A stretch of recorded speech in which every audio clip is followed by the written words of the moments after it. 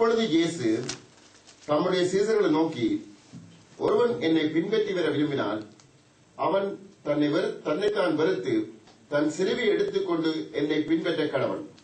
ஆமென். இந்த நாளிலே நம்முடைய ஆண்டவரை பின்பற்ற விரும்புகிற ஒவ்வொருவருக்கும், அது வாலிபனாயிருந்தாலும் சரி, பெற்றோராயிருந்தாலும் சரி, பிள்ளைகளாயிருந்தாலும் சரி, யாராயிருந்தாலும் நம்முடைய ஆண்டவர் அவரை பின்பற்றி வர விரும்புகிற ஒவ்வொருவருக்கும் அவர் வைத்து போகிறதான ஒரு வார்த்தை. அதாவது, என்னை பின்பற்றி வர விரும்புகிறவன் தன்னைத்தான் வெறுத்து தன் சிலுவையை எடுத்துக்கொண்டு என் பின்னே வர கடவன். ஆண்டவர் நம்மை தேடி வருவது உண்மை. ஆண்டவர் நம்மிடத்திலே வந்து நம்மை அழைத்து அவரோடு சேர்த்துக் கொள்வது உண்மை. அதன் பின்பதாக அவரை தொடருவது, அவரை பின்பற்றுவது நம்முடைய கரத்திலே அவர் விட்டு சென்றதான அல்லது நம்முடைய கரத்திலே கொடுத்ததான ஒரு முழு உரிமையாயிருக்கிறது. அவரை விரும்பினால் நீங்கள் பின்பற்றலாம், விரும்பாவிட்டால் அப்படியே இருக்கலாம். ஆகவே ஆண்டவர் நம்முடைய கரத்திலே கொடுத்த ஒரு காரியம், என்னை பின்பற்றி வர விரும்புகிறவன் வெறுத்து சிலுவையை எடுத்துக்கொண்டு என்கிற காரியத்தை நாங்கள் பார்க்கிறோம். இந்த நாளிலே 3 வித சிலுவைகள் என்ற தலைப்பிலே இந்த நாளிலே நாம் பார்த்துக் கொள்வோம். கர்த்தருடைய ஆவியானவர் நமக்கு அதை உதவி செய்வாராக. இந்த பிரசங்கத்தை என்னுடைய நண்பனும் ஆவிக்குரிய சகோதரமாயிருக்கிற ஒரு சகோதரர் சொன்னார், இப்படியான காரியங்கள், இந்த 3 காரியங்கள் இருக்கிறது என்று என்னோடு பகிர்ந்து கொள்ள பொழுது அது எனக்கு மிகவும் பிரயோஜனமாக இருந்தது.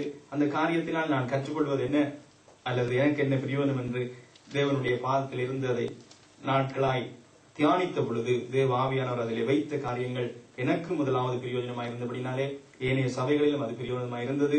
ஆகவே அசன் சபையிலும் அது பிரயோஜனமாக இருக்க ஆண்டவர் உதவி செய்வாராக. நாளிலும் பார்க்கிறோம், சிலுவையை எடுத்துக்கொண்டு என்னை பின்பற்றி வர கடவன். சிலுவையை குறித்து நாங்கள் பார்க்கிற பொழுது சிலுவையிலே நமக்கு என்ன காணப்படும்? சிலுவையிலே சந்தோஷம் இருக்குமா அல்லது மகிழ்ச்சி இருக்குமா என்று பார்த்தால் சிலுவையிலே அது காணப்படாது. சிலுவையிலே என்ன காணப்படும்? அங்கே இருப்பது ஒவ்வொரு வேதனை அங்கே காணப்படும், அல்லது ஒரு நெருக்கம் அங்கே காணப்படும், அல்லது சிலுவையிலே காணப்படுவது ஒரு துயரம் காணப்படும், ஒரு பரியாசம் காணப்படும், அல்லது நோவுகள், நிந்தை, அவமானம், அவைகள் எல்லாம் சேர்ந்ததுதான் ஒரு சிலுவை என்று நாங்கள் பார்க்கிறோம். சிலுவை சாதாரணமாய் அவர் நம்முடைய இயேசு கிறிஸ்து அதை சொல்லுகிற பொழுது ஒரு சிலுவையை செய்து நாமை சுமந்து கொண்டு வராதபடிக்கு, அல்லது சிலுவையை ஒரு மரத்தினாலான சிலுவையை நாம் கொண்டு வராதபடிக்கு அவர் என்னத்தை சொல்லுகிறார்? இப்படிப்பட்ட நிந்தைகளையும் அவமானங்களையும் பாடுகளையும் நீ சுமந்து கொண்டு என்னை பின்பற்ற வர விரும்பினால் உனக்கு வருகிற பாடுகள், நிந்தைகள், அவமானங்கள், நோவுகள், நெருக்கங்கள் எல்லாவற்றையும் நீ சுமந்து வர வேண்டியதாய் இருக்கிறது. அதை சுமந்து கொண்டு வா என்கிறதாய் அவர் சொல்லுகிறார். ஆகவே பார்ப்போம் சொன்னால் ஒவ்வொருவருக்கும் ஒவ்வொரு விதமான பாடுகள், ஒவ்வொரு விதமான நோவுகள் இருக்கிறதை நாங்கள் பார்க்கிறோம். எல்லாருக்கும் அது இருக்கிறது. ஆனால் ஒவ்வொருவருக்கும் வித்தியாசமான முறையிலே அந்த சிலுவைகள் அமைந்து விடுகிறது. ஆகவே இந்த நாளிலே நாங்கள் பார்ப்போம் சொன்னால் இந்த சிலுவை அல்லது இந்த சிலுவை என்று அர்த்தம் கொள்கிற இந்த பாடுகள், அவமானங்கள், நிந்தைகள், வேதனைகள் நமக்கு என்னத்திற்காக அவரை பின்பற்றி பொழுது அவர் பின்பற்றி வர சொல்லுகிறார், சரி, ஆனால் என்னத்திற்காக அது எனக்கு நியமிக்கப்பட்டிருக்கிறது என்பதை நாம் வேதத்தின் அடிப்படையிலே நாங்கள் பார்ப்போம் என்று சொன்னால் ரோமர் 8வது அதிகாரம் 17வது வசனம் சொல்லுகிறது. அது ஏன் நமக்கு அது முக்கியமாய் அமைகிறதாம்? ஏன் நம்முடைய அவரை பின்பற்றுகிற பொழுது நமக்கு பாடுகள், வேதனைகள் அவசியமாய் இருக்கிறது என்று பார்த்தால் ரோமர் 8வது அதிகாரம் 17வது வசனம். புதிய ஏற்பாடு 216, நாம் பிள்ளைகளானால் சுதந்திரமாமே, தேவனுடைய சுதந்திரரும் கிறிஸ்துவுக்கு உடன் சுதந்திரமாமே, கிறிஸ்துவுடனே கூட நாம் மகிமைப்படும்படிக்கு அவருடனே கூட பாடுபட்டால் அப்படியாகும். அவரோட கூட பாடுபட்டால் எப்படியாகும்? நாம் மகிமை அடையும் படிக்காய் நமக்கு பாடுகள் நமக்கு அவசியமாய் இருக்கிறது. அவரை பின்பற்றி அவருடைய வளர்ச்சிக்கு, பூரண வளர்ச்சிக்கு ஒப்பாய் நான் வளர்வதோடு மாத்திரமல்ல, அவருக்குடைய மகிமையிலே நான் பங்கடைபடையாய், அவருக்கு இயேசு கிறிஸ்துவுக்கு என்ன மகிமையை பிதா வைத்திருக்கிறாரோ அந்த மகிமையை நான் பெற்றுக்கொள்ளத்தக்கதாய், அது எனக்கு சொந்தமாகத்தக்கதாய் அவர் நமக்கு பாடுகள் அவசியமாய் இருக்கிறது என்பதை வேத வசனம் சொல்லுகிறது. அடுத்ததாய் 2 தெசலோனிக்கர் 1வது அதிகாரம் 5வது வசனம்.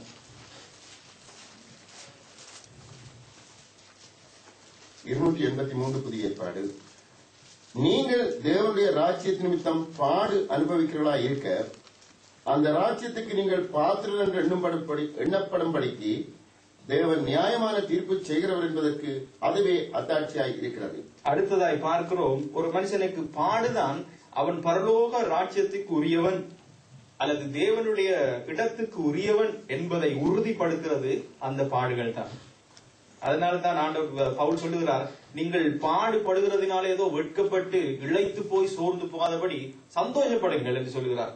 பாடுகளிலே நீங்கள் சந்தோஷப்படுங்கள் என்று சொல்லுவதை பார்க்கிறோம். காரணம், அவருக்கு தெரியும் பாடுகளினாலே நான் யாரு எந்த உரியதுக்குரியவன், பரலோகத்துக்கு உரியவன் என்பதை எனக்கு வருகிற பாடுகள் அது என்ன செய்கிறதா, உறுதிப்படுத்திக் கொள்கிறது, அதை ஒரு சீல் பண்ணி கொடுக்கிறது, நீ பரலோகத்துக்குரியவன் என்பது. ஆகவேதான் இந்த பாடுகள் நமக்கு அவசியமாயிருக்கிறது. அடுத்ததாய் பார்ப்போம் 1 பேதுரு 2வது அதிகாரம் 1வது வசனம் 21வது வசனம். 1 பேதுரு 2வது அதிகாரம் 21வது வசனம். 319 புதிய ஏற்பாடு. இதற்காக நீங்கள் அழைக்கப்பட்டும் இருக்கிறீர்கள், ஏனெனில் கிறிஸ்துவும் உங்களுக்காக பாடுபட்டு நீங்கள் தம்முடைய அடிச்சுவடுகளை தொடர்ந்து வரும்படி உங்களுக்கு மாதிரியை பின்வைத்து போனார். பார்க்கிறோம் என்னன்னு சொன்னால், எதற்காக அழைக்கப்பட்டிருக்கிறோமா, நாம் பாடுபடும்படியாய் அழைக்கப்பட்டிருக்கிறோம் என்றது மேல் வசனத்திலே நாங்கள் பார்க்கலாம். 2வது வசனம் 2வது அதிகாரம் 21வது வசனத்திலே எதற்காக நாம் அழைக்கப்பட்டிருக்கிறோம் என்று பார்க்கிற பொழுது, நீங்கள் குற்றம் செய்து அடிக்கப்படும் பொழுது பொறுமையோட அப்படியா யார் சொல்லி வருகிறார், அதுவே தேவனுக்கு பிரீதியாயிருக்கும், நல்லதா இருக்கும்.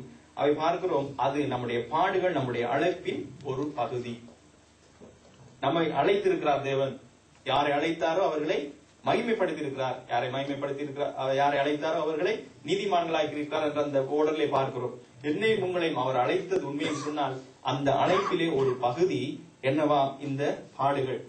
அதே போலதான் நீங்கள் எடுக்கவில்லை, பிலிப்பியர் 1வது அதிகாரம் 29வது வசனத்திலே நாங்கள் பார்க்கிறோம். என்ன பார்க்கிறோம் சொன்னால், அந்த பாடுகள் அருளப்பட்டிருக்கிறது நமக்கு, அது நமக்கு கொடுக்கப்பட்டிருக்கிறது. ஆகவே அழைப்பில் ஒரு பகுதியாய் பாடுகள் இருக்கிறது, அது நமக்கு கொடுக்கப்பட்டிருக்கிறது என்று நாங்கள் பார்க்கிறோம். ஆகவே நமக்கு பாடுகள் வர வேண்டியதன் அவசியத்தை அல்லது பாடுகள் ஏன் நமக்கு வேதனைகள் நோவுகள் நமக்கு இருக்கிறது என்பதை இந்த 3 வசனங்களிலே நாங்கள் பார்த்தோம். ஆகவே நாம் பாடுகள் நமக்கு வருகிறது நல்லது, ஆண்டவரை பின்பற்றுகிற நல்லது. அடுத்ததாய் நம்மை நாங்கள் பார்க்க வேண்டும், இந்த பாடுகள் எப்படிப்பட்டதாய் எனக்கு வருகிறது அல்லது எதனாலே வருகிறது என்பதை நாம் பார்க்க வேண்டும். வேதம் நமக்கு தெளிவாய் சொல்கிறது, எப்படிப்பட்ட வேதனைகள் நோவுகளாய் பாடுகளாய் எந்த நோக்கத்தின் அடிப்படையில் நமக்கு வரக்கூடாது என்று வேதம் சொல்கிறது. அதை நாங்கள் எடுத்து பார்த்துக் கொள்வோம். நம்முடைய பாடுகள் எப்படிப்பட்டதாய் அமையக்கூடாதாம், என்னத்தினாலே அந்த பாடுகள் எனக்கு வரக்கூடாதாம். 1 பேதுரு 4வது அதிகாரம் 15வது வசனம். ஆதலால் உங்களில் ஒருவரும் கொலைபாதகனாயாவது, திருடனாயாவது, பொல்லாங்கு செய்தவனாயாவது, அந்நிய காரியங்களை தலையிட்டுக் கொண்டவனாயாவது பாடுபடுகிறவனாய் இருக்கக்கூடாது. இங்கே தெளிவாய் அவர் சொல்கிறார், நீ திருடனாய் கொலை செய்தாவது அல்லது திருடனையாவது பொல்லாங்கு செய்ததனாலாவது அந்நிய காரியத்தினே நீ தலையிட்டுக் கொண்டதினாலாவது நீ உனக்கு வந்தால் அந்த பாடுகள் பிரயோஜனமற்றது, அந்த பாடுகள் உனக்கு வரக்கூடாது. ஆகவே இன்றைக்கு இந்த காரியங்களிலே நான் பாடுபட்டுக் கொண்டு பரலோகத்துக்குரியவன் என்று சொல்லிக் கொண்டும் அல்லது தேவனுடைய சிலுவையை சுமக்கிறேன் என்று சொல்லியும் நான் என்னை நிதானித்தால் அது பிழையான ஒரு நிதானிப்பு. ஆகவே பாடுகள் எனக்கு எப்படி வரக்கூடாதாம், இப்படி நான் ஒரு கொலை செய்து போட்டு எனக்கு நான் ஒளிந்து கொண்டு ஐயோ கிறிஸ்துவின் நிமித்தம் பாடென்று சொல்ல முடியாது. அல்லது நான் களவெடுத்து பிடிபட்டு விட்டு அவமானத்தை நிந்தையும் சுமந்து கொண்டு ஓ கிறிஸ்துவின் நிமித்தம் நான் பாடுபடுகிறேன் என்று சொல்ல கூடாது. அவை பாடுகள் எப்படிப்பட்டதா இருக்கக்கூடாது, இந்த காரியங்களின் அடிப்படையிலே என்னுடைய பாடுகள் இருக்க கூடாது. அவை எப்படிப்பட்ட சிலுவையை நான் சுமக்க கூடாது. அவை பார்ப்போம். அப்படின்னு சொன்னா நான் எதற்காக சிலுவை, எப்படிப்பட்ட ரீதியிலே பாடுகள் எனக்கு அமைய வேண்டும், எப்படிப்பட்ட ரீதியிலே எனக்கு பாடுகள் இருக்க வேண்டும் என்று சொல்லி அதையும் ஒரு 3 வசனங்களிலே நாங்கள் பார்த்துக் கொள்வோம். 1 கொரிந்தியர் 9:12.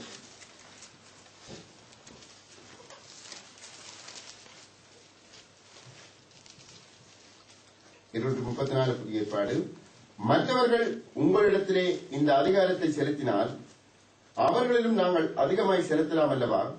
அப்படி இருந்தும் கிறிஸ்துவின் சுவிசேஷத்துக்கு யாதொரு தடையும் உண்டாகாதபடிக்கு நாங்கள் இந்த அதிகாரத்தை செலுத்தாமல் எல்லா பாடும் படுகிறோம்.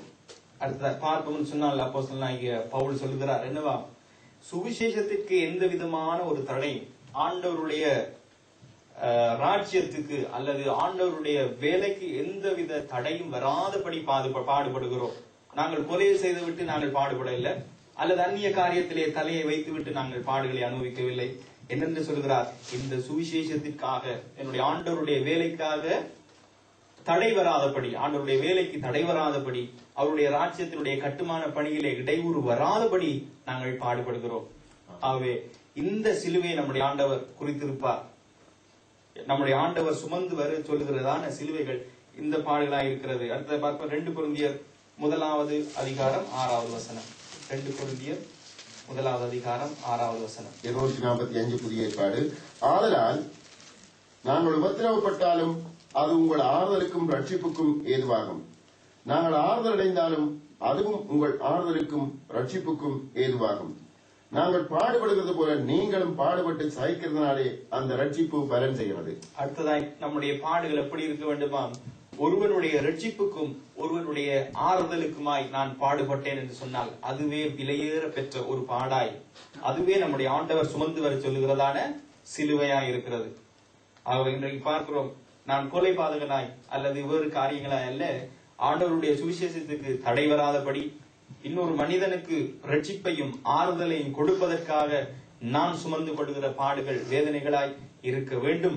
அந்த சிலுவையை சுமந்து வரும்படியாய் ஆண்டவர் நம் முன்பதாய் வைத்து சென்றிருக்கிறார். அடுத்ததாய் 2 தெசலோனிக்கேயர் 1:5. 283 புதிய ஏற்பாடு. நீங்கள் தேவனுடைய ராஜ்யத்தின் நிமித்தம் பாடு அனுபவிகளா இருக்க அந்த ராஜ்யத்துக்கு நீங்கள் பாத்திரன் எண்ணும்படிக்கு தேவன் நியாயமான தீர்ப்பு செய்கிறார் என்பதற்கு அதுவே அத்தாட்சியாயிருக்கிறது. தேவனுடைய ராஜ்யத்துக்காக நீங்கள் பாடுபட்டு தேவனுடைய ராஜ்யத்திற்காக நாம் ஒரு பாடை அனுபவிக்க வேண்டும்.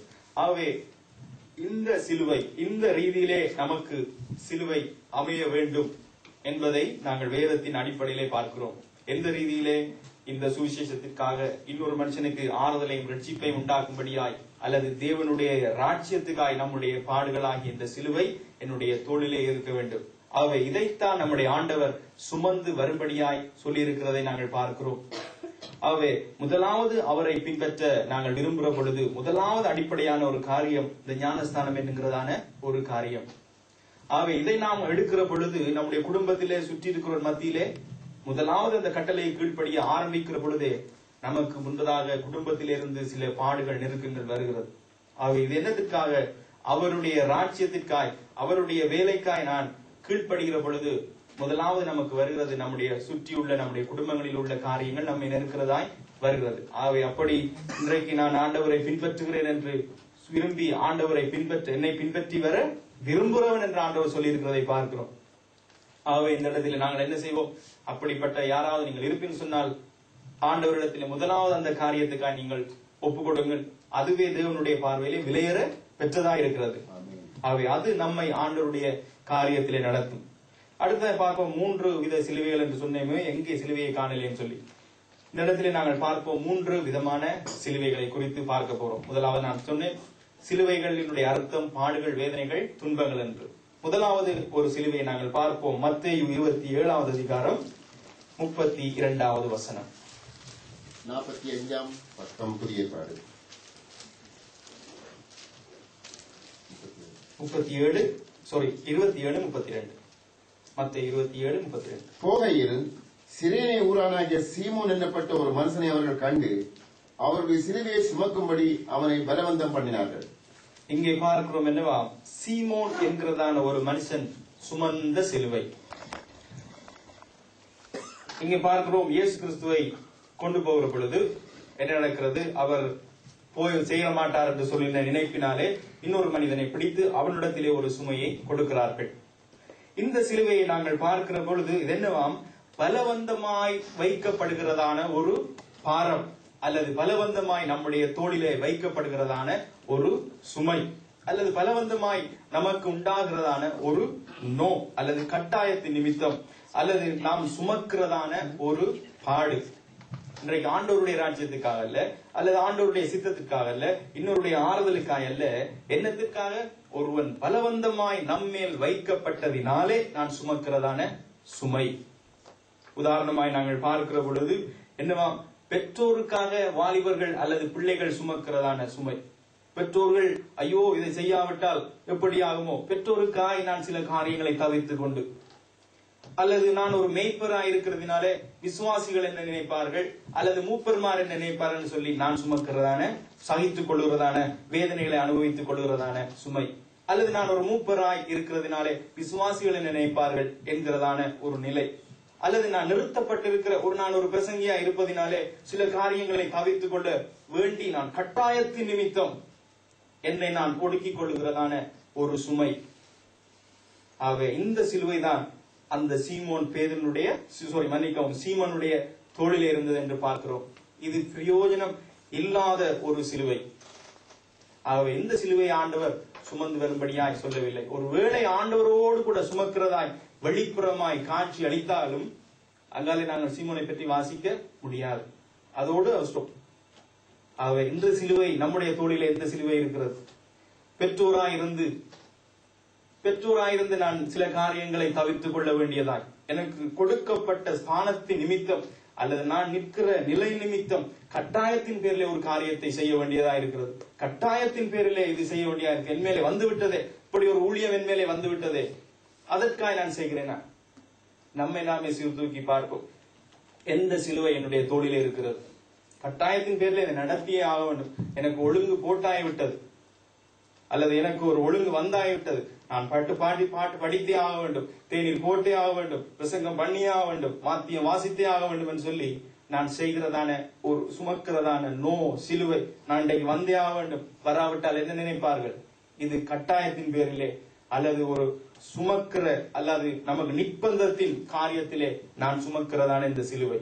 இந்த சிலுவை நம்முடைய தோளிலே இருக்கும் என்று சொன்னால் இது நமக்கு எந்தவித பலனையும் தராது. இதிலே எந்த விதமான பிரயோஜனமும் காணப்படாது. அதுதான் பார்க்கிறோம். அவருக்கு என்ன செய்தார்களாம் அந்த சீமோன்? வசனம் தெளிவாய் சொல்ல லூக்கா 23:26, லூக்கா 23வது அதிகாரம் 26வது வசனம். 120 புதிய ஏற்பாடு. அவர்கள் இயேசுவை கொண்டு போகிற போது நாட்டிலிருந்து வருகிற சிரேனே ஊரானாகிய சீமோன் என்கிற ஒருவனை பிடித்து சிலுவையை அவர் பின்னே சுமந்து கொண்டு வரும்படி அதை அவன் மேல் வைத்தார்கள். சீமோனாய் அதை கேட்கவில்லை, அவன் மேல் வைத்தார்கள் என்று வேதம் சொல்கிறது. ஆகவே இது கட்டாயப்படுத்தி வைக்கப்படுகிறதான சிலுவை. இந்த சிலுவையினாலே நமக்கு பிரயோஜனம் அல்ல. இந்த சிலுவையை நம்முடைய ஆண்டவர் சுமந்து வரும்படியாய் நமக்கு கட்டளையிடாதபடி உன்னுடைய சிலுவையை, தன்னுடைய சிலுவையை எடுத்துக்கொண்டு என் பின்னே வர கடவன் என்று சொல்லியிருக்கிறதை நாங்கள் பார்க்கிறோம். ஆகவே இது என்ன?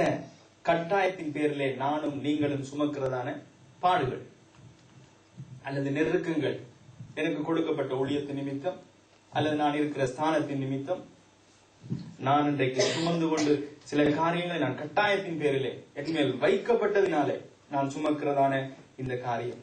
ஆகவே இந்த சிலுவை நமக்கு எந்த விதத்திலும் பயன் தராது. ஆகவே இந்த 3 சிலுவைகள் முதலாவது சிலுவையாகிய இந்த காரியத்தை நம்முடைய தோள்களிலே நாம் சீர்தூக்கி பார்ப்போம். எதற்காக இன்றைக்கு நான் சுமந்து கொண்டு செல்கிறேன்? எதற்காக சில காரியங்களை செய்கிறேன்? எதற்காக நான் பார்க்கிறேன்? ஆண்டவருடைய ராஜ்யத்திற்காக இந்த சிலுவையை சுமக்கிறேனா? அல்லது ஆண்டவருடைய சுவிசேஷம் தடைபடாதபடி அல்லது ஒருவனுக்கு ஆறுதலும் ரட்சிப்பும் வரும்படியா இந்த சிலுவை என்னுடைய தோளிலே இருக்கிறதா? அல்லது கட்டாயத்தின் பேரிலே நான் இதை செய்கிறேனா?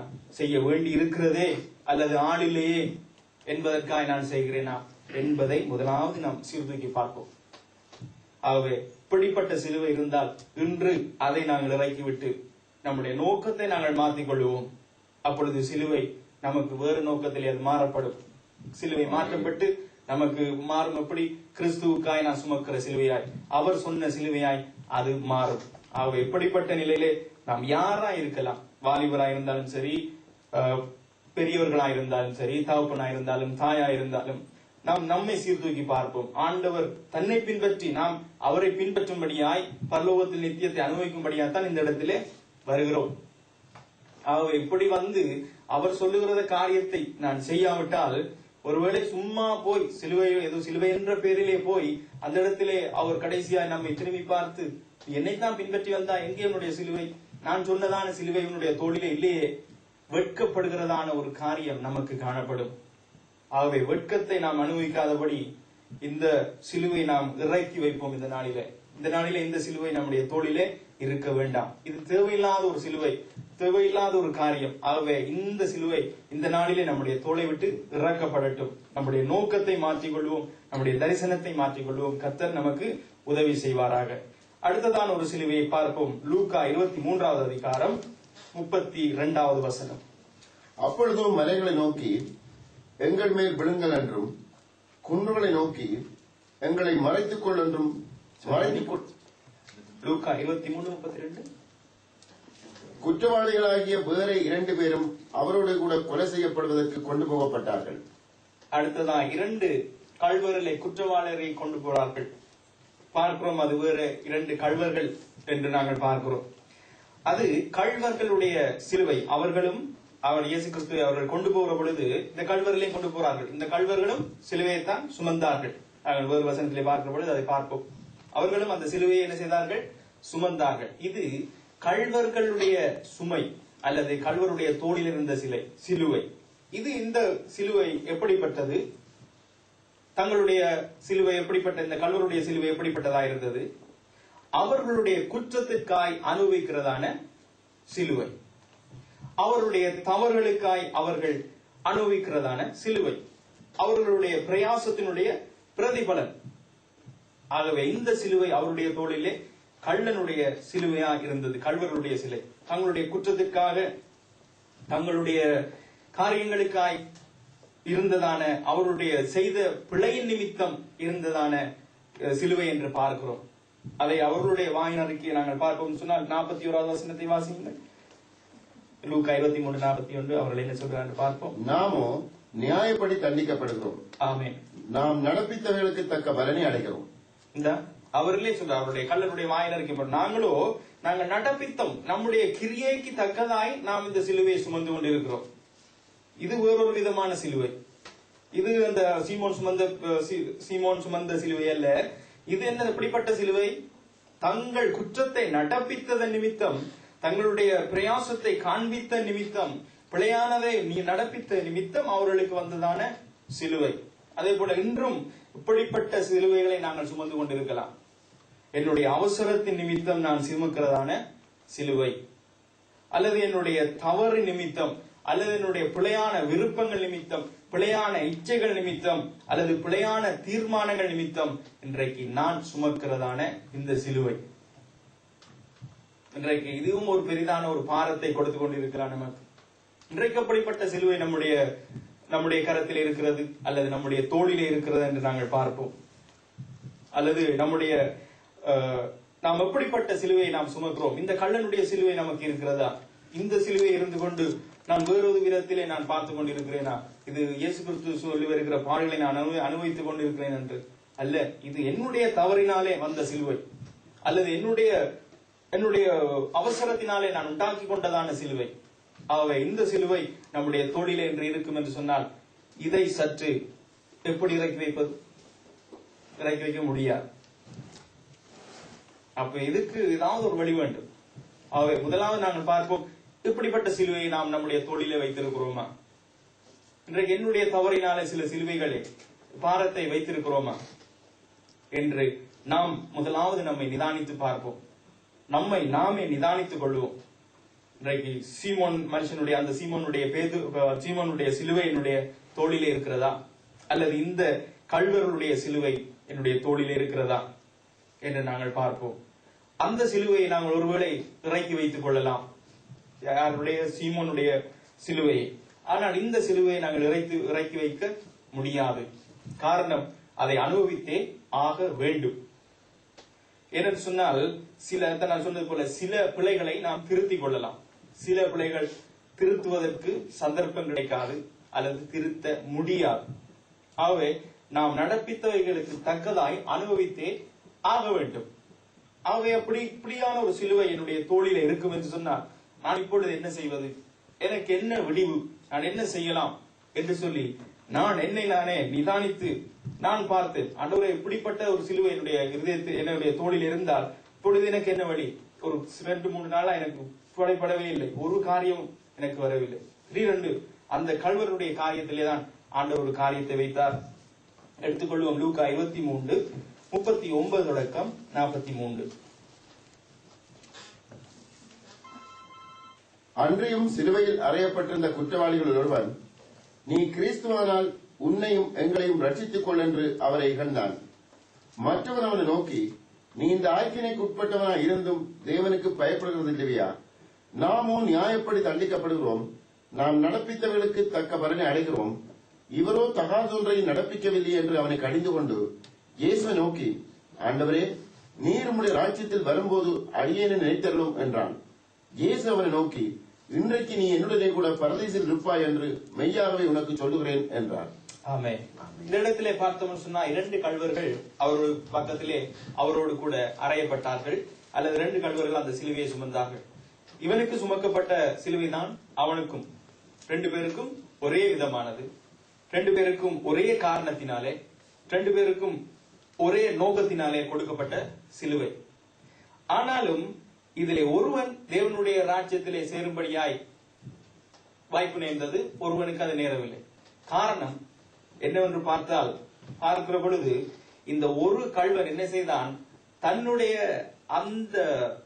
அந்த சிலுவையை அல்லது அந்த வேதனையை, அந்த நெருக்கத்தை தேவனோடு சேருவதற்கு சாதகமாய் பயன்படுத்தி கொண்டான். அதுதான் அவனுக்கு கிடைத்த சிலாக்கியம் என்று நாங்கள் பார்க்கிறோம்.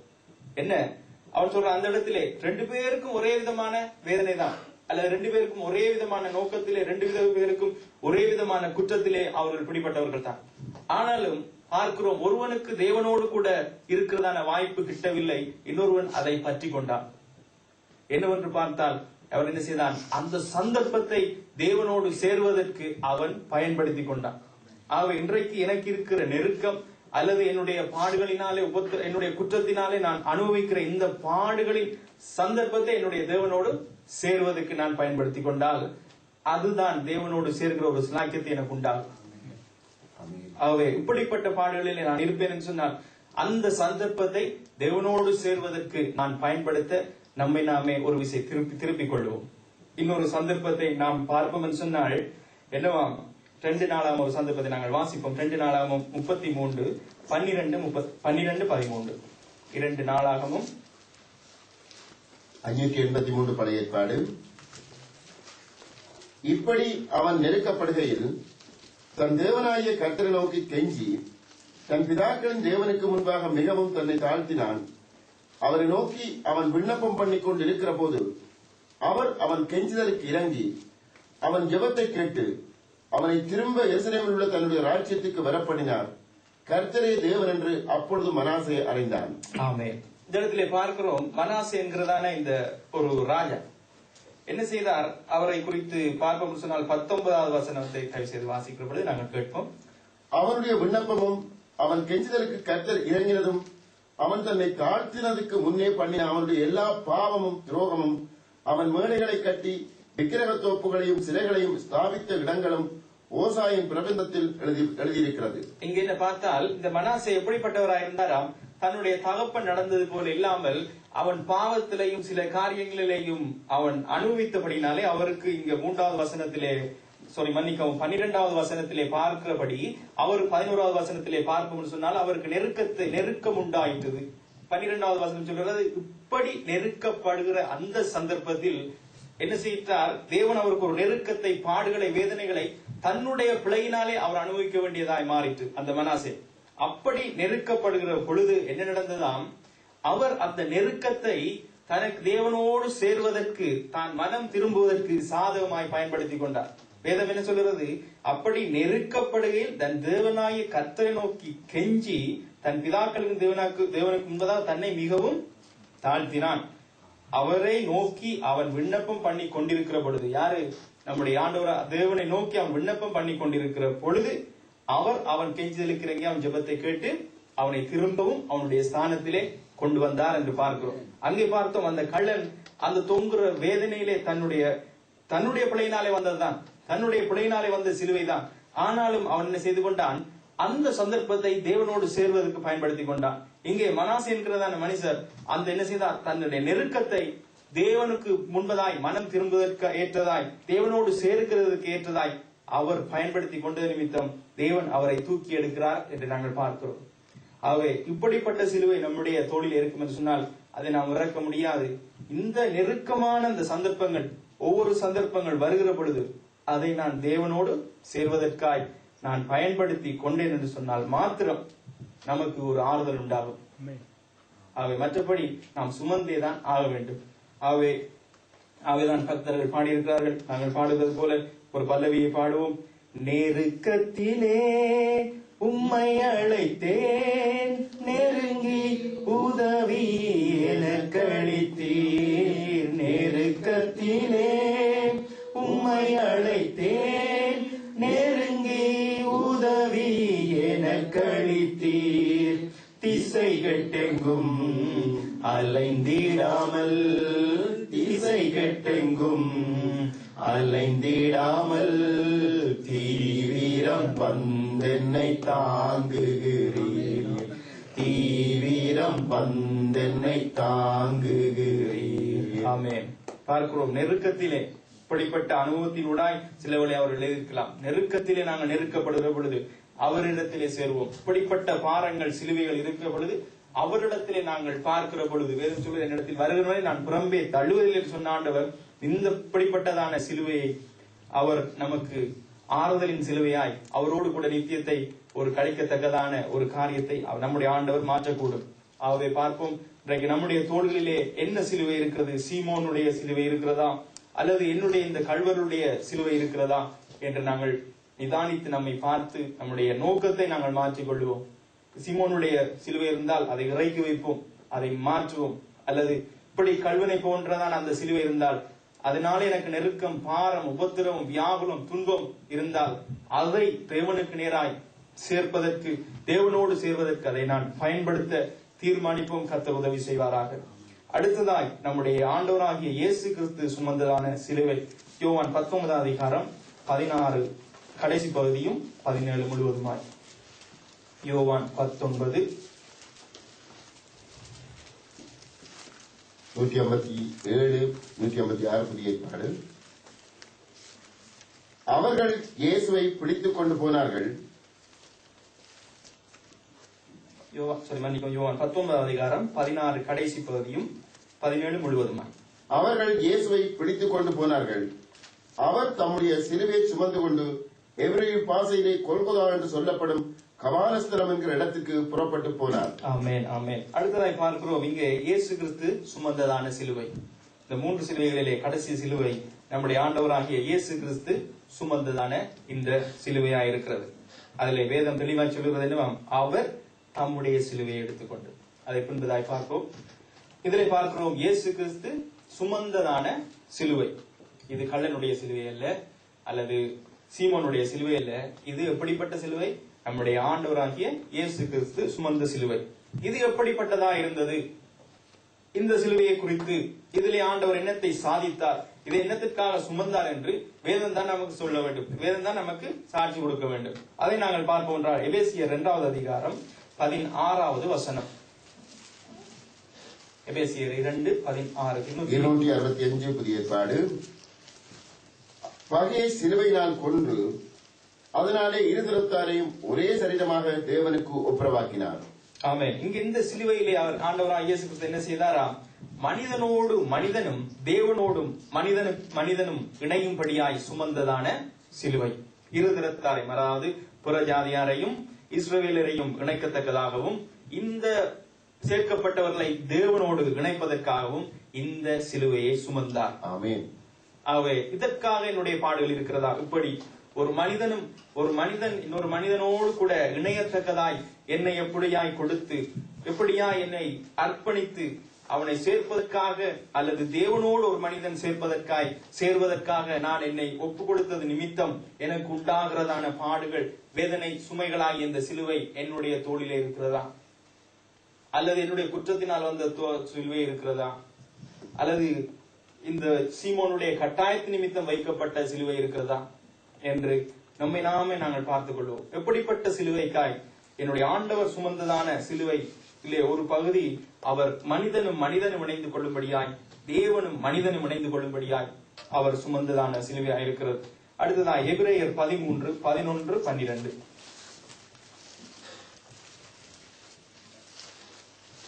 311 புதிய ஏற்பாடு. ஏனென்றால் எந்த மிருகங்களுடைய இரத்தம் பாவங்கள் நிமித்தமாக பரிசுத்த ஸ்தலத்துக்குள் பிரதான ஆசாரியனால் கொண்டு வரப்படுகிறதோ அந்த மிருகங்களின் உடல்கள் பாளையத்துக்கு புறம்பே சுட்டரிக்கப்படும். அந்தபடியே இயேசுவும் தம்முடைய சொந்த இரத்தத்தினாலே ஜனத்தை பரிசுத்தம் செய்யும்படியாக நகர வாசலுக்கு புறம்பே பாடுபட்டார். இங்க அவர் என்னத்திற்காக பாடுபட்டாராம்? என்னதற்காக அந்த சிலுவையை சுமந்தார்? எதற்காக அவர் வேதனைப்பட்டார் என்று சொன்னால், அதாவது நம்முடைய பரிசுத்தத்திற்காய், அல்லது பார்த்தா நம்முடைய ரட்சிப்புக்காய், அல்லது பார்ப்போம் சொன்னால் இன்னொரு முறையிலே தனக்காக அல்ல, மற்றவர்களுடைய தவறுக்காக அவர் பாடுபட்டார் என்று நாங்கள் பார்க்கிறோம். இன்றைக்கு நம்முடைய வாழ்க்கையில நாம் எப்படியா நடந்து கொண்டோம் சொன்னால், நம்முடைய சரியானதை எப்படியாயிலும் சாதித்து என்னுடைய சரியை எப்படியாயிலும் சொல்லிவிட வேண்டும், எப்படியாய் நான் வாதாடியாவது செய்துவிட வேண்டும். ஆனால் வேதம் தெளிவாய் சொல்றது, இயேசு கிறிஸ்துவோ அவர் என்ன செய்தாராம்? வாயை திறவாமல் அவர் இருந்தாராம். வாய் திற மௌனமாய் இருந்தார். அவரை குறித்து குற்றச்சாட்டுகள் வந்தது, மற்றவனுக்காக அவர் மௌனமாய் இருந்தார் என்று நாங்கள் பார்க்கிறோம். அவர் எப்படிப்பட்ட பாடுகளை நான் அனுபவிக்கிறேனா? மற்றவனுடைய தவறுகளுக்காக, அல்லது என்னை நானே நான் உயர்த்தி, அல்லது என்னை நானே சரியாக்கி கொண்டு என்னை நான் சரியானவன் என்று காட்டுவதற்கு நான் முயற்சி செய்து இருக்கிறேனா? அல்லது என்னுடைய ஆண்டவர் சுமந்தது போல சரி அவனுக்காக இந்த குற்றத்தை, அல்லது அவனுக்காக இந்த வருகிற பேரை நானும் சுமக்கும்படியாய், அல்லது ஒருவனுக்கு வருகின்ற இந்த தாக்கத்தை நான் மாற்றி போடுவதற்காக இந்த பாடுகளை, சுமைகளை நான் சுமக்கிறேனா? வருகிற வேதனைகளை சுமக்கிறேனா என்று நம்மை நாமே நிதானித்து பார்ப்போம். அவை நம்முடைய ஆண்டவர் சுமந்தார். அதற்காக ஆண்டவர் சுமந்த சிலுவையினுடைய நோக்கம் மனிதனும் சேர வேண்டும். அது மாத்திரமல்ல, தேவனும் மனிதனும் சேர வேண்டும். அவனுக்குடைய பாடுகள் நிறுத்தப்பட வேண்டும். அவனுக்கு வரக்கூடிய தண்டனை நிறுத்தப்பட வேண்டும்படியாய் என்ன செய்தார்? அவர் சுமந்தார் என்று பார்க்கிறோம். அடுத்ததாய் பார்ப்போம் 1 பேதுரு 3வது அதிகாரம் 18வது வசனம். 320 புதிய ஏற்பாடு. ஏனெனில் கிறிஸ்துவும் நம்மை தேவனிடத்தில் சேர்க்கும்படி அநீதி உள்ளவர்களுக்கு பதிலாக நீதி உள்ளவராய் பாவங்கள் நிமித்தம் ஒரு தரம் பாடுபட்டார். அவர் மாம்சத்திலே கொலை உண்டு, ஆவியிலே உயிர்ப்பிக்கப்பட்டார். ஆமென். அங்க பார்க்கணும் சொன்னால், அநீதி உள்ளவர்களுக்காக அவர் அந்த சிலுவையை சுமந்தார். அநீதி உள்ள மனுஷனுக்காய் அவர் சுமந்தார் என்று பார்க்கிறோம். இன்றைக்கு நம்முடைய கண்களுக்கு முன்பதாய் அநீதி உள்ள உலகம் இருக்கிறது. அந்த உலகத்திற்காய் ஜெபத்திலே நான் எப்படியாய் பாடுபடுகிறேன், அல்லது பிரயாசத்திலே எப்படியாய் பாடுபடுகிறேன் என்பதை நாம் சற்று நிதானித்து பார்ப்போம். அவை இப்படிப்பட்ட சிலுவை என்னுடைய தோளிலே இருக்கிறதா? என்னுடைய ஆண்டவர் சுமந்த சிலுவையினுடைய சாயல் என்னுடைய தோளிலே இருக்கிறதா என்பதை நாம் நிதானித்து பார்ப்போம். அல்லது கல்வனுடைய சிலுவை, அல்லது சீமோனுடைய சிலுவை இருக்கிறதா, அல்லது என்னுடைய ஆண்டவருடைய சிலுவை இருக்கிறதா என்று நம்மை நாம் இந்த நாளிலே நிதானித்து பார்ப்போம். அவை எப்படிப்பட்ட சிலுவைகளை நான் சுமக்க வேண்டும், என்னுடைய ஆண்டவருடைய சிலுவையை சுமக்க வேண்டும் என்று நாம் தீர்மானித்திருக்கிற பொழுது இது லேசான காரியம் அல்ல. சீமனுடைய பேர் கட்டாயத்தின் பேரிலே நாங்கள் சுமந்து விடலாம். ஒருவேளை கல்வனுடைய, அதாவது நமக்கு பாடுகளை வரக்கூடிய சிலுவைகளையும் நாங்கள் சுமந்து விடலாம். ஆனால் இந்த சிலுவையை நாம் சுமப்பது மிக கஷ்டமாயிருக்கும். மற்றவனுக்காக, ஏன் எனக்காக கூட நான் பாடுபடாமல் சில வேளைகளிலே சோம்பல்தனமா இருந்து விடுகிறோம், அல்லது அசதியா இருந்து விடுகிறோம். அப்படி இருக்க மற்றவனுக்காய் நான் எப்படி பாடுபடுவது, எப்படியாய் நான் பிரயாசப்படுவது, எப்படியாய் என்னுடைய நோவுகளை அனுபவித்துக் கொள்வது என்பது சாதாரண காரியம் அல்ல. சில ஒருவேளை பிரசங்கத்துக்கு அது அழகா இருக்கலாம், அல்லது பேச்சுக்கு அழகா இருக்கலாம். நம்முடைய நடைமுறை வாழ்க்கையிலே அது சாதாரண காரியம் அல்ல. அவை அப்படியா இருக்கு, கர்த்தர் உதவி செய்வாராக. ஆனாலும் அவை இப்படி அனுபவிக்க நான் ஒப்பு கொடுத்திருக்கிற பொழுது எண்ணத்தை என்னுடைய கண்முன்னும் என்னுடைய சிந்தனையிலும் நான் நிறுத்த வேண்டும் என்று வேதம் நமக்கு தெளிவாய் சொல்கிறது. அதற்கு முன்பதாக ஒரு காரியத்தை பார்ப்போம். இயேசு கிறிஸ்து என்ன செய்தாராம்? தன்னுடைய சிலுவை எடுத்துக்கொண்டு என்று வேதம் சொல்கிறது. ஒரு சிலுவை எடுத்துக்கொண்டு சொல்லி ஏதோ ஒரு அடையாளமற்றதாய் குறிப்பிடாமல் தன்னுடைய சிலுவையை எடுத்துக்கொண்டு அவர் சேர்ந்தார் என்று பார்க்கிறோம். அதனுடைய நோக்கம் என்ன சொன்னால், என்னுடைய, அதாவது நான் அனுபவிக்க வேண்டிய பாடுகளை நானே தான் அனுபவிக்க வேண்டும், அல்லது நான் தான் பிரயாசப்பட வேண்டும். பார்க்கிறோம், ஒரு அதிகாரிகளாக இருந்தால் ஒரு அதிகாரத்துக்கு கீழே சில காரியங்கள் இருக்க வேண்டியது. ஆகவே நாங்கள் சில வேளைகளே நாம் அதை அனுபவிக்காமல் நம்ம கீழே 2-3 பேரை வைத்து செய்யக்கூடும். அல்லது நான் ஒரு வேதனையை அனுபவிக்காமல் இன்னொருவருக்கு அதை செய்யும்படியாய் அனுமதிக்க கூடும். ஆகவே அப்படி அல்ல. இயேசு கிறிஸ்து சீடரிடத்திலே கொடுக்கவில்லை, இந்த சிலுவையை நீங்கள் சுமந்து வாருங்கள், அப்படி கொடுக்காதபடி இயேசு கிறிஸ்துவும் அந்த சிலுவையை சீமோனிடத்திலே கொடுத்ததாய் நாங்கள் வாசிக்க முடியாது. யாரு வைத்தார்கள்? சேவகர்கள் வைத்தார்கள். அவருடைய தோளிலே, சீமோனுடைய தோளிலே வைத்தார்கள். இயேசு கிறிஸ்து ஒரு நாளும் அதை மாற்றி கொடுக்கவில்லை. அவர் தான் சுமக்க வேண்டும் என்பதுதான் அவருடைய நோக்கம். ஆகவே நம்முடைய பாடுகளை நாம் சுமக்க பிரயாசப்பட வேண்டும். இயேசு கிறிஸ்து அதைத்தான் சொல்றார், உன்னுடைய சிலுவையை நீ சுமந்து கொண்டு என்னை பின்பற்றி வா. இயேசு கிறிஸ்து இந்த வசனம் சொல்றது, அவரும் என்ன செய்தாராம்? தன்னுடைய சிலுவையை எடுத்துக்கொண்டுதான் நடந்தார். ஆகவே நாம் மற்றவர்களை அந்த பாரத்தை சுமக்க வைக்காதபடி, நான் எண்ணத்துக்காக, அந்த நோக்கத்துக்காக, அதாவது தேவனுக்காக, இந்த குறிப்பிட்ட பார்த்த காரிய நோக்கங்களுக்காக நான் எவ்வளவாய் நோவுகளையும் பிரயாசத்தையும் அனுபவிக்கிறேன், என்னை நான் கொடுத்து செய்கிறேன் என்பதுதான் அந்த தன்னுடைய சிலுவை, சொந்த சிலுவையின் காரியமாய் இருக்கிறது. ஆகவே அதையும் நாங்கள் நிதானித்து பார்ப்போம். எப்படியாய் நானேதான் அதை சுமக்கிறேனா அல்லது மற்றவரிடத்தில் அதை வைத்து விடுகிறேனா என்பதை நாங்கள் நிதானித்து பார்ப்போம். கர்த்தர் நமக்கு உதவி செய்வாராக. ஆகவே நாங்கள் பார்ப்போம் சொன்னால், எப்படி இந்த பாடுகளையும் நிந்தனைகளையும் நாங்கள் சுமக்க முடியும், எதை கண்முன் வைக்க வேண்டும், எதை நம்முடைய நினைவிலே நிறுத்திக் கொள்ள வேண்டும் என்று சொன்னால், எபிரேயர் 12:2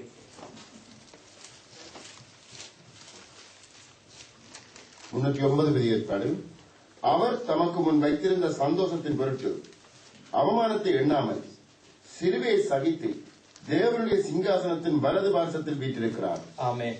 என்னவாம், இன்றைக்கு நாம் நம்முடைய பாடுகளை சாதாரணமாய் கடந்து போக முடியாது. ஆனால் நமக்கு முன்பதாய் வைத்திருக்கிற சந்தோஷத்தின் பொருட்டு என்ன செய்ய வேண்டுமாம்? சந்தோஷத்தின் பொருட்டு இயேசு கிறிஸ்து என்ன செய்தார்? தமக்கு முன்பதாய் வைக்கப்பட்டிருந்த சந்தோஷத்தின் நிமித்தம் அவர் அந்த பாடுகளை, சிலுவைகளை சகித்து தேவனுடைய சிங்காசனத்தில் வலது பார்சத்திலே வீற்றிருக்கிறான்னு சொல்லுகிறது. ஆகவே இன்றைக்கு நாமும் என்ன செய்ய வேண்டும்? நமக்கு முன்பதாய் ஒரு சந்தோஷம் வைக்கப்பட்டிருக்கிறது. நித்திய ஜீவன் என்னும் சந்தோஷம் நமக்கு அங்கே வைக்கப்பட்டிருக்கிறது. அந்த சந்தோஷத்தை நோக்கி பார்த்தால் தான் இந்த சுமை எனக்கு மறக்கப்பட்டு போகும். அவமானங்கள், நிந்தைகள், பாடுகள் எல்லாம் அந்த சிந்தையை நோக்கி பார்த்தால் தான் நாம் அதை மறக்க முடியும். அது மறக்கப்பட்டு போகும். ஆகவே அதைத்தான் நம்முடைய ஆண்டவராகிய இயேசு கிறிஸ்துவும் செய்தார். என்ன? அவருக்கு முன்பதாக வைக்கப்பட்டிருந்த அந்த சந்தோஷத்தை அவர் நோக்கி பார்த்தது நிமித்தம் என்ன செய்தாராம்? சந்தோஷத்தின் பொருட்டு சிலுவையை சகித்து பொறுமையோட அவர் சிலுவையை சகித்து பிதாவுடைய வலது பார்சத்திலே வீற்றிருக்கிறார். ஆக இன்று நானும் நீங்களும் இப்படிப்பட்ட வேதனையை நாங்கள் அனுபவிக்க ஆயத்தப்பட்டு அதை அனுபவித்துக் கொண்டிருப்போம் சொன்னால், ஏன் இப்படி என்று சொல்லி மற்ற காரியங்களை பார்க்காதபடி, அவருக்கு ஏன் வரல, இவருக்கு ஏன் இப்படி இல்லை, எனக்கு ஏன் இப்படி வராதபடி, அவர் இந்த சந்தோஷத்தை, எனக்கு முன்பதாய் வைக்கப்பட்டிருக்கிற சந்தோஷத்தின் பொருட்டு என்ன செய்ய வேண்டும்? நான் அதை சகித்துக் கொள்ள வேண்டும். உதாரணமா, எனக்கு ஒரு காரியம் கிடைக்கும் என்று சொன்னால், எனக்கு ஒரு ஆடை வரப்போகுது, நீ இதை செய்ய ஒரு பிள்ளையினிடத்திலே சொன்னால், அந்த பிள்ளையோட நோக்கம் எல்லாம் ஆடையின் மேலே அல்லது ஒரு பொருளின் மேலே இருக்கிறபடியினாலே நீங்க சொல்லுகிற காரியத்தை இலகுவாய் அது செய்து முடித்து விடுகிறது. ஏன்? அவருடைய நோக்கம் எல்லாம் அந்த பொருள். அதே போலதான் இன்றைக்கு நம்முடைய நோக்கம் கர்த்தர் மேலே அல்லது நமக்கு முன்பதாக இருக்கிற சந்தோஷத்தை பொருள் இருக்கும் என்று சொன்னால், நமக்கு இந்த பாடுகள் பெரிய ஒரு காரியமாய் தெரியாது. அது இலகுவாய் நம்முடைய தோளிலே அது இருந்து கொள்ளும். அதை சுமந்து கொண்டு நாங்கள் போக அது இலகுவாய் இருக்கும். அடுத்ததாய் நாம் என்னத்தை நம்முடைய கண்முன் அவரை வைக்க வேண்டும், என்னத்தை வைக்க வேண்டும் என்று பார்த்தால், அந்த சந்தோஷத்தின் பொருட்டு சந்தோஷத்தை கண்முன் வைக்க வேண்டும். அது மாத்திரமல்லாமல் எபிரேயர் 12:3 அடுத்த வசனத்தை பார்ப்போம். ஆகையால் நீங்கள் இளைப்புள்ளவர்களாய் உங்கள் ஆத்துமாக்களை சோர்ந்து போகாதபடிக்கு தமக்கு விரோதமாய் பாவிகளால் செய்யப்பட்ட இவ்விதமான விபரீதங்களை சகித்த அவரையே நினைத்துக் கொள்ளுங்கள். ஆமென். விபரீதங்களை சகித்த கர்த்தராகிய இயேசு கிறிஸ்துவே நீங்கள் நினைத்துக் கொள்ளுங்கள் என்று வேதம் சொல்கிறது. அவை அடுத்ததாய் நாம் யாரை நினைத்துக் கொள்ள வேண்டும்? நம்முடைய ஆண்டவரை நினைத்துக் கொள்ள வேண்டும். என்னுடைய ஆண்டவரும் இதே பாதையிலே தான் அவர் கடந்து சென்றார். இதே வேதனைகள் தான் அவர் அனுபவித்தார். யாருக்காக?